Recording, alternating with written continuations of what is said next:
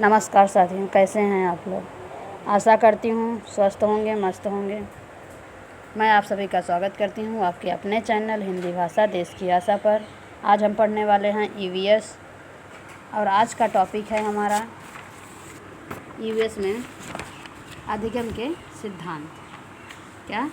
अधिगम के सिद्धांत। आज मैं 50 क्वेश्चन लेके आई हूँ जिसमें आप अच्छी तरह से अधिगम को समझ पाएंगे।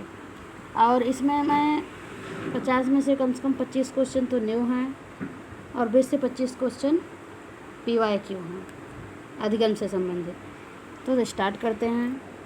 और हमारे चैनल पे फ्री में तैयारी कराई जाती है और ऐसे ही फ्री में तैयारी करते रहने के लिए आप हमारे चैनल को सब्सक्राइब करें और बेल आइकन को दबाएं, लाइक करें और शेयर करें, जिससे हमें मोटिवेशन मिलता रहे और औरों को सहायता मिलती रहे। स्टार्ट करते हैं। क्वेश्चन नंबर 1, अनुभव द्वारा व्यवहार में होने वाले परिवर्तन को डैश कहते हैं। क्या कहते हैं? अनुभव से जो हमारे व्यवहार में परिवर्तन होता है उसे क्या कहते हैं? ऑप्शन 1 सीखना, ऑप्शन 2 अधिगम, ऑप्शन 3 1 और 2 दोनों कहते हैं, या ऑप्शन 4 इनमें से कोई नहीं। तो क्या कहेंगे? अनुभव के द्वारा जो हम सीखते हैं वो हमारा सीखना भी होता है और अधिगम भी होता है, इसलिए ऑप्शन नंबर 3 राइट है, दोनों होता है। क्वेश्चन नंबर 2, निम्नलिखित में से कौन सा कथन सही है? यहाँ पर 4 ऑप्शन दिए गए हैं, इसमें से देखना है हमें कौन सा सही है। ऑप्शन 1 अधिगम जन्मजात होता है, ऑप्शन 2 अभ्यास एवं प्रशिक्षण के जरिए किसी कार्य में निपुणता प्राप्त की जा सकती है, ऑप्शन 3 सीखने के द्वारा बालकों के व्यवहार में परिवर्तन नहीं होता है। ये तो सीधा ही गलत है। उपरोक्त सभी के भी अब एक गलत है तो उपरोक्त सभी तो हो नहीं सकता। अब यहाँ पर देखो जन्मजात नहीं होता है, अधिगम जो है जन्मजात नहीं होता है, ये भी गलत है। कौन सा राइट हुआ? Question number 2 option number 2 right है। क्वेश्चन नंबर 3, निम्नलिखित कथनों पर विचार कीजिए। ऑप्शन ए सीखने के द्वारा बालक के व्यवहार में जो परिवर्तन होता है वह पूरी तरह से उसके द्वारा ही अर्जित होता है। ऑप्शन बी बच्चा शैशवावस्था में ही वस्तुओं की पहचान और उनमें विभेदन भी कर लेता है। ऐसा है क्या? उपरोक्त में से कौन सा कथन सही है? देखो क्वेश्चन नंबर 3 ऑप्शन 1 केवल ए, ऑप्शन 2 केवल बी, ऑप्शन 3 केवल ए और बी दोनों, ऑप्शन 4 न तो ए और न ही बी। तो क्वेश्चन नंबर 3 और option number 3 question number 3 option number 3 right है। क्वेश्चन नंबर 4, निम्नलिखित कथनों पर विचार कीजिए। ऑप्शन ए सीखना व्यवहारगत परिवर्तन है, ऑप्शन बी सीखना व्यवहार और दृष्टिकोण दोनों का परिमार्जन है। उपरोक्त में से कौन सा कथन सही है? ऑप्शन ए ऑप्शन 1 केवल ए, ऑप्शन बी केवल, ऑप्शन 2 केवल बी, ऑप्शन 3 ए और बी दोनों, और ऑप्शन 4 न तो ए और न ही B. Question number 4 option number 3 right है। क्वेश्चन नंबर 5, निम्नलिखित में से कौन सा नियम थॉर्नडाइक के द्वारा दिए गए अधिगम के नियम से संबंधित है? ऑप्शन ए केवल ए, ऑप्शन बी केवल ए में ऑप्शन ए अभ्यास के नियम, ऑप्शन बी प्रभाव के नियम, ऑप्शन सी तत्परता के नियम। ऑप्शन 1 ए और बी राइट है, ऑप्शन 2 ऑप्शन 1 ए और बी, ऑप्शन 2 ए और सी, ऑप्शन 3 बी और सी, ऑप्शन 4 ए और ए बी और C. Question number 5 option number 4 right है। क्वेश्चन नंबर 6, निम्नलिखित में से कौन सा अधिगम की विशेषता में शामिल नहीं है? ऑप्शन 1 सीखना हमेशा विवेकपूर्ण नहीं है, ऑप्शन 2 सीखना एक अनुकूलन प्रक्रिया है, ऑप्शन 3 सीखना एक प्रकार की खोज करना है, ऑप्शन 4 सीखना जीवन पर्यंत चलने वाली प्रक्रिया है। यहाँ पर शामिल नहीं है पूछा है, तो क्वेश्चन नंबर 6 ऑप्शन नंबर 1 ही राइट है कि जो question number 6 option number 1 right है। अच्छा 1 क्योंकि नहीं पूछा है इसलिए सीखना हमेशा विवेकपूर्ण नहीं होता, ये गलत है, गलत ही पूछा इसलिए वो सही है। क्वेश्चन नंबर 7 अधिगम के प्रकार में क्या क्या शामिल होता है?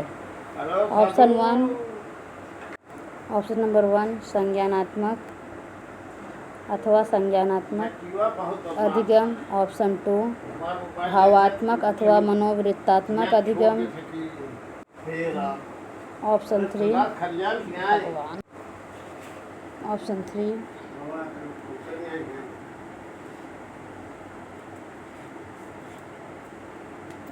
3 कौशलात्मक अथवा क्रियात्मक अधिगम। ऑप्शन 4 उपरोक्त सभी। Question number 7 option number 4 right है, उपरोक्त सभी। क्वेश्चन नंबर 8 निम्नलिखित कथनों पर विचार कीजिए। थॉर्नडाइक का संबंध सिद्धांत प्रयास एवं भूल का सिद्धांत भी कहा जाता है। ऑप्शन बी क्रिया प्रसूत अनुबंधन सिद्धांत में प्राणी पर्यावरण में सक्रिय होकर कार्य करता है। उपरोक्त में से कौन सा कथन सत्य है? ऑप्शन 1 केवल ए, ऑप्शन बी 2 केवल बी, ऑप्शन 3 ए और बी दोनों, ऑप्शन 4 न तो ए और न ही B. Question number 8 option number 3 right है। क्वेश्चन नंबर 8 और ऑप्शन नंबर 3 राइट है। क्वेश्चन नंबर 9 सुमेलित कीजिए प्रयास एवं भूल का सिद्धांत। थॉर्नडाइक। ऑप्शन बी उत्तेजना अनुक्रिया का सिद्धांत पावलोव। ऑप्शन नंबर सी नैमित्तिक अनुबंधन का सिद्धांत स्किनर। ऑप्शन नंबर डी सूत्र का सिद्धांत। ऑप्शन नंबर 4 कोहलर, कोफका और वर्दीमर। तो कौन सा राइट है? मैच करना है। क्वेश्चन नंबर 9 ऑप्शन नंबर कौन सा राइट है? 1। पहला भी मैच है, दूसरा भी मैच है, तीसरा भी मैच है और चौथा भी मैच है। क्वेश्चन नंबर 10 शिक्षा ग्रहण करने वाला जब करके सीखता है तो वह उसके स्थायी ज्ञान में शामिल हो जाता है। यह सिद्धांत कौन सा है? ऑप्शन 1 क्रियाशीलता का सिद्धांत। ऑप्शन 2 प्रेरणा का सिद्धांत। ऑप्शन 3 रुचि का सिद्धांत। ऑप्शन 4 नियोजन का सिद्धांत। Question number 10 option number 1 right है। क्वेश्चन नंबर 11 निम्नलिखित में से किसका सिद्धांत संबंध अभिप्रेरणा के सिद्धांत से है? ऑप्शन 1 ए नैतिक चारित्रिक एवं सांस्कृतिक मूल्यों का सिद्धांत। ऑप्शन बी शिक्षार्थी को आंतरिक बल प्रदान करती है। ऑप्शन सी अधिगम के प्रति रुचि। ऑप्शन 1 ए और बी राइट है। ऑप्शन 2 ए और सी राइट है। ऑप्शन 3 बी और सी राइट है। ऑप्शन 4 ए बी सी तीनों राइट है। Question number 11 option number 4 A B C तीनों राइट है। क्वेश्चन नंबर 12 नियोजन के सिद्धांत में किन बातों पर विशेष ध्यान दिया जाता है? ऑप्शन ए अधिगम उद्देश्य का निर्धारण। ऑप्शन बी अधिगम उद्देश्य की पहचान। ऑप्शन सी कार्य विश्लेषण। ऑप्शन 1 ए और बी। ऑप्शन 2 ए और सी। ऑप्शन 3 बी और C. Option 4 A B C. Question number 12 option number 4 right है, ए बी और सी तीनों। क्वेश्चन नंबर 13 रुचि के सिद्धांत में क्या क्या शामिल होता है? ऑप्शन ए कहानियाँ। ऑप्शन बी कविताएं। ऑप्शन सी पहेलियाँ। ऑप्शन 1 ए और बी। ऑप्शन 2 ए और सी। ऑप्शन 3 बी और C. Option 4 A B C तीनों। Question number 13 option number 4 right है। क्वेश्चन नंबर 14 निम्नलिखित कथनों पर विचार कीजिए। ऑप्शन 1 ऑप्शन ए निश्चित उद्देश्यों के सिद्धांत के अंतर्गत शिक्षण अधिगम लक्ष्य निर्धारित करके कराया जाता है। ऑप्शन बी जब शिक्षार्थियों को यह मालूम होता है कि क्या लक्ष्य है तब उन्हें अधिगम में रुचि आएगी। उपरोक्त में से कौन सा कथन सही है? ऑप्शन 1 केवल ए, ऑप्शन बी केवल बी, ऑप्शन 2 केवल बी, ऑप्शन 3 ए और बी दोनों, ऑप्शन 4 न तो ए और न ही B. Question number 14 option number 3 right है। Question number 15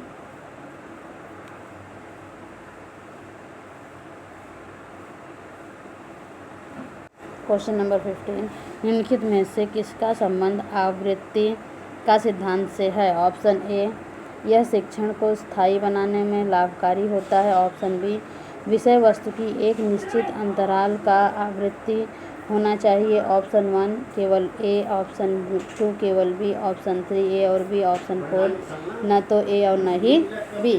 question number 15 option number 3 right है, ए और बी दोनों। क्वेश्चन नंबर 16 वैयक्तिक भिन्नताओं का सिद्धांत किन कारकों से प्रभावित होता है? ऑप्शन 1 सीखने की क्षमता, ऑप्शन 2 स्तर के वातावरणीय कारक, ऑप्शन 3 जन्मजात कारक, ऑप्शन 4 उपरोक्त में से सभी।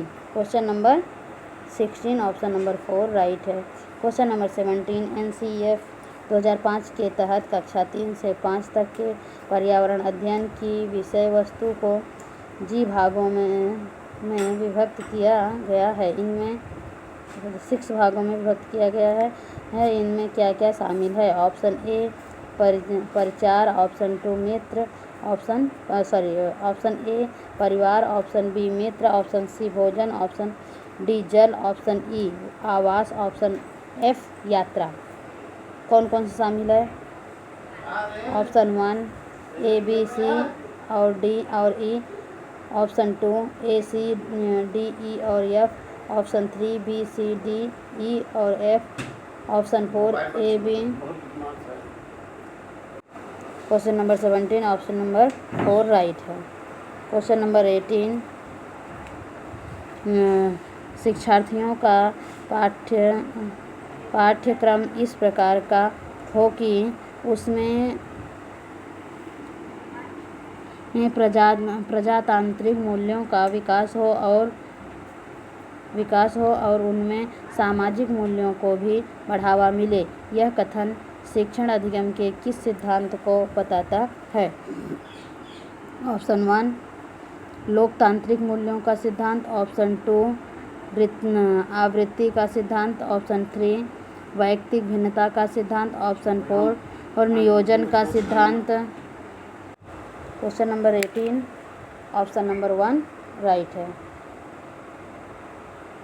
क्वेश्चन नंबर 19 पर्यावरण की कक्षा में बच्चों के पर्यावरण संबंधी ज्ञान की परख के लिए निम्नलिखित में से क्या करना बेहतर होगा? ऑप्शन 1 बच्चों को पर्यावरण पर एक निबंध लिखने के लिए कहना, ऑप्शन 2 जल, भूमि, हवा इत्यादि तथा उनकी उपयोगिता के बारे में सामान्य प्रश्न पूछना, ऑप्शन 3 पर्यावरण प्रदूषण की आवश्यकता के बारे में पूछना, ऑप्शन 4 बच्चों को पर्यावरण की समझ नहीं होती इसलिए उनसे इसके बारे में कुछ भी नहीं पूछा जाना चाहिए। Question number 19 option number 2 right है। जल, भूमि, हवा इत्यादि तथा इसकी उपयोगिता के बारे में सामान्य प्रश्न पूछना चाहिए। क्वेश्चन नंबर 20 पर्यावरण बालक के भाषाई विकास में किस प्रकार सहायक होता है? ऑप्शन 1 बालक में अनुकरण द्वारा भाषाई विकास होता है और अनुकरण के लिए विभिन्न क्रियाकलाप एवं सामग्रियां उसे पर्यावरण ही उपलब्ध कराता है। ऑप्शन 2 पर्यावरण की बालक के ये भाषाई विकास में कोई भूमिका नहीं होती तो गलत ही है। ऑप्शन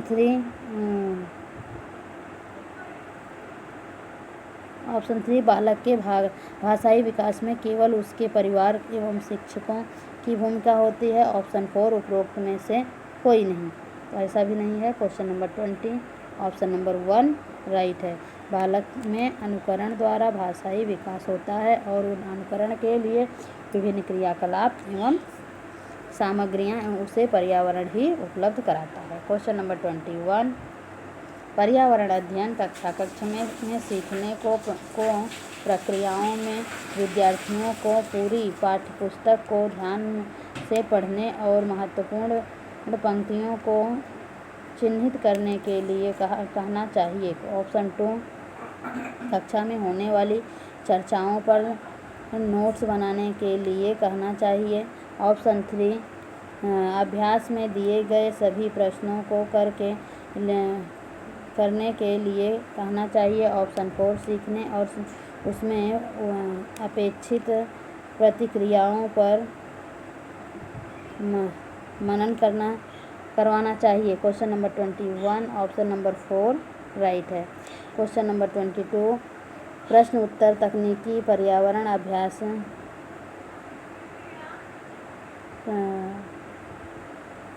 प्रश्न उत्तर तकनीकी पर्यावरण अध्ययन के शिक्षण में काफ़ी प्रभावी हो सकती है, क्योंकि यह डैश को सुनिश्चित करती है। किसको सुनिश्चित करती है वो देखना है। ऑप्शन 1, अधिगम अनुशासित कक्षा। ऑप्शन 2, शिक्षार्थियों द्वारा सक्रिय सहभागिता।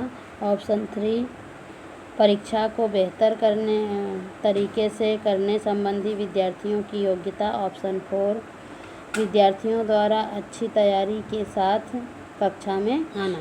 Question number 22 option number 2 right है, शिक्षार्थियों द्वारा सक्रिय सहभागिता। इस वीडियो को हम यहीं पर समाप्त करते हैं। नेक्स्ट वीडियो में आगे के क्वेश्चन हम लेकर आएंगे। धन्यवाद।